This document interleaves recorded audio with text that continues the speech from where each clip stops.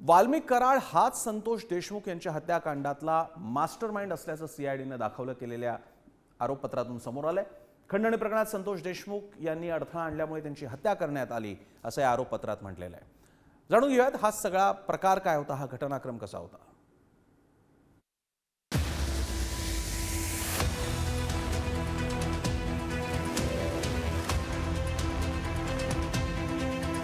संतोष देशमुख हत्याकांड प्रकरणात वाल्मिक कराड हाच खरा मास्टरमाइंड असल्याचं जवळपास स्पष्ट झालंय।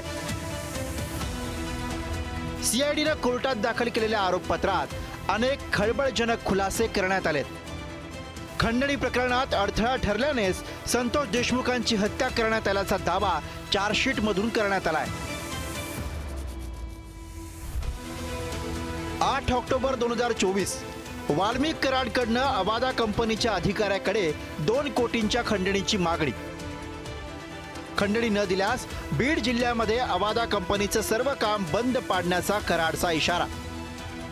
29 नोव्हेंबर 2024 वाल्मिक कराडने विष्णू चाटेच्या फोनवरून अवादा कंपनीच्या अधिकाऱ्याकडे खंडणी मागितली।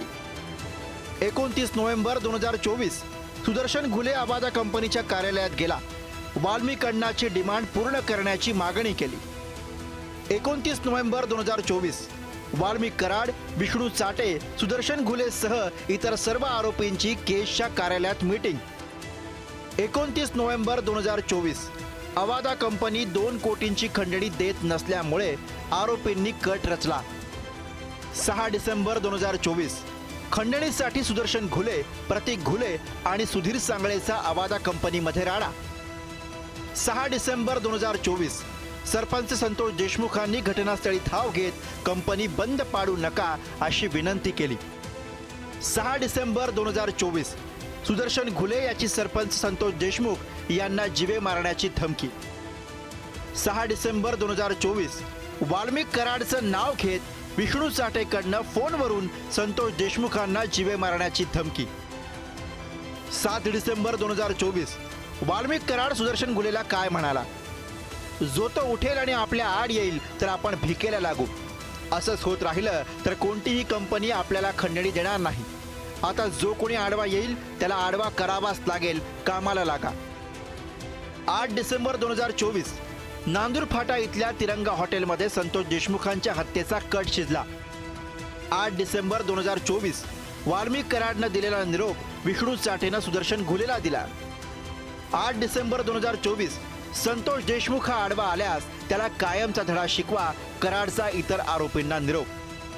9 डिसेंबर 2024 सरपंच संतोष देशमुखांची निर्घृण हत्या।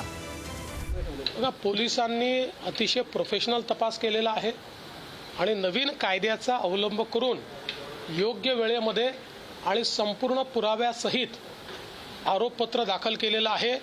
आता आम्ही कोर्टालाही विनंती करणार आहोत की ही केस त्यांनी फास्ट ट्रॅकवर चालवावी। उज्ज्वल निकम साहेबांची आपण नियुक्ती केलेली आहे आणि मला विश्वास आहे की जे आरोपी आहेत त्यांना कठोरतम शिक्षा या ठिकाणी कोर्ट देईल। ही घटना घडेपर्यंत ह्या मागच्या काही गोष्टी जिथल्या तिथं इथल्या पोलीस यंत्रणेने केल्या असत्या, इथं आरोपीला शिक्षा दिली असती, आरोपीला जेरबंद केलं असतं, त्यांना कायद्याविषयी सांगितलं असतं, तर ही खुनाची घटना अद्यापि म्हणजे कदापि घडली नसती। परंतु हे तसं न होता खून झाल्यानंतर ह्या पाठीमागच्या सगळ्या गोष्टी पुढे आणल्या आणि ही संघटित गुन्हेगारीची टोळी आहे, त्या टोळीला एक स्पष्टीकरण झालं सगळ्यांना की हे सगळे एकच होते, हे गुन्हेगार सगळे एकच होते, संघटित गुन्हेगारी ह्यांनी बळकवलेली होती, हे चुकीचे काम करायचे आणि ते आज खऱ्या अर्थाने सिद्ध झालेलं आहे। सरपंच देशमुख हत्या प्रकरणाचा तपास करत असताना सीआयडीला 5 महत्त्वाचे साक्षीदार सापडलेत। या साक्षीदारांच्या जबाबानंतर सीआयडीने वाल्मिक कराड विरोधात सर्व पुरावे गोळा केलेत। खंडणी, अॅट्रॉसिटी आणि संतोष देशमुख यांची हत्या या तिन्ही गुन्ह्यांचा एकत्रितपणे उल्लेख करण्यात आलाय। वाल्मिक कराड आरोपी क्रमांक 1, विष्णू चाटे आरोपी क्रमांक 2, सुदर्शन घुले आरोपी क्रमांक 3, प्रतीक घुले आरोपी क्रमांक 4, जयराम चाटे आरोपी क्रमांक 5, सुधीर सांगळे आरोपी क्रमांक 6, सिद्धार्थ सुनावणे आरोपी क्रमांक 7 आणि कृष्णा आंधळे आरोपी क्रमांक 8। 1758 पानांची आज जी चार्जशीट फाईल झाली आहे याच्यावरनं आपल्याला स्पष्ट दिसत आहे की राजकीय दबावामुळेच हे तिन्ही गुन्हे वेगवेगळे केले गेले. फक्त वाल्मिक कराडला वाचवण्यासाठी हे केलं गेलं. धनंजय मुंडेंना कुठल्याही पद्धतीने त्यांना पाठीशी घालायचं होतं म्हणून हे केलं गेलंय. म्हणून धनंजय मुंडे यांचा जर राजीनामा दिला, आचास दिला नाही तर त्यांना बडतर्फ करावं अशी मागणी मी फडणवीसांकडे आणि अजित पवारांकडे करते. तो संपूर्णपणे अधिकार अजितदादांचा आहे आणि अजितदादांच्या भोवती जे कोंडाळं आहे ते मला वाटतं त्यांना योग्य सल्ला देत नाही, अयोग्य सल्ला देतोय. त्याच्यामुळं त्यांच्या पक्षाची अपरिमित हानी निश्चितपणे बीड जिल्ह्यापुरती नाही, महाराष्ट्रामध्ये त्यांच्या पक्षाची हानी होणार आहे या प्रकरणामुळे. सरपंच संतोष देशमुख यांच्या हत्येचा तपास करत असताना CIDला एक महत्त्वाचा व्हिडिओ सापडलाय. आरोपी सुदर्शन घुले संतोष देशमुख यांना मारहाण करत असताना एक व्हिडिओ कॉल चालू होता. या व्हिडिओ कॉलची क्लिप आरोपी जयराम चाटे यानं एका व्हॉट्सअप ग्रुपवर पाठवली होती. याच डिजिटल पुराव्याची मदत घेऊन संतोष देशमुख यांची हत्या करणारी एक टोळी होती असा निष्कर्ष CIDने काढलाय. हे जे तिरंगा हॉटेल आहे या ठिकाणीच 8 डिसेंबर रोजी रात्री सुदर्शन घुले हा आपल्या सहकाऱ्यांसोबत म्हणजे प्रतीक घुले असेल, जयराम चाटे असेल, सुधीर सांगळे असेल यांच्यासोबत या ठिकाणी जेवण करण्यासाठी आला होता. या हॉटेलमध्ये त्यांनी चिकनची ऑर्डर देत त्या चिकनवर ताव देखील मारला होता. या ठिकाणीच विष्णू चाटे हा देखील आला होता आणि त्याने वाल्मिक कराडचा निरोप सुदर्शन घुलेला दिला होता. या प्रकरणात जर संतोष देशमुख आडवा आला तर त्याला कायमचा धडा शिकवा असे देखील म्हटले होते. या सगळ्या हत्येचा जो कट आहे तो या ठिकाणी रचला गेल्याचा आता दोषारोप पत्रामध्ये म्हटलं आहे. आणि बीड जिल्ह्यामध्ये जे गुंडा राज कुणी चालवलं त्याचा चेहरा आज महाराष्ट्राच्या समोर आलेला आहे. पण असे अनेक आणखी जवळजवळ 11 तालुके आमच्याकडे 11 तालुक्यात 11 त्याचे माणसं आहेत खाली नेमलेले की ज्यांनी त्या तालुक्यावर दहशत करायची.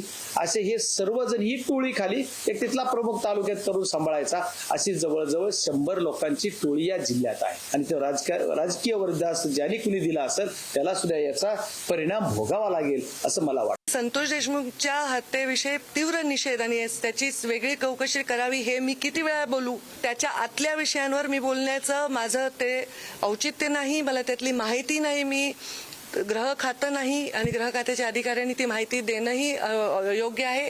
ते जे काय माहिती द्यायची ते कोर्टाला देतील, त्याच्यानंतर जे ठरेल त्याच्यावर जे योग्य आहे ती कारवाई व्हावी. सरपंच संतोष देशमुख यांच्या हत्या प्रकरणाला 3 महिने होत आलेत, पण संतोष देशमुख खून प्रकरणातील कृष्णा आंधळे अजूनही सापडलेला नाही. तर वाल्मिक कराड याचा आरोपपत्रात आरोपी क्रमांक 1 असा उल्लेख करण्यात आलाय. त्यामुळे आता वाल्मिक कराड भोवतीचा फास आवळला गेलाय हे नक्की. उदय नागरगोजेसह सचिन जिरे, पुढारी न्यूज, बीड.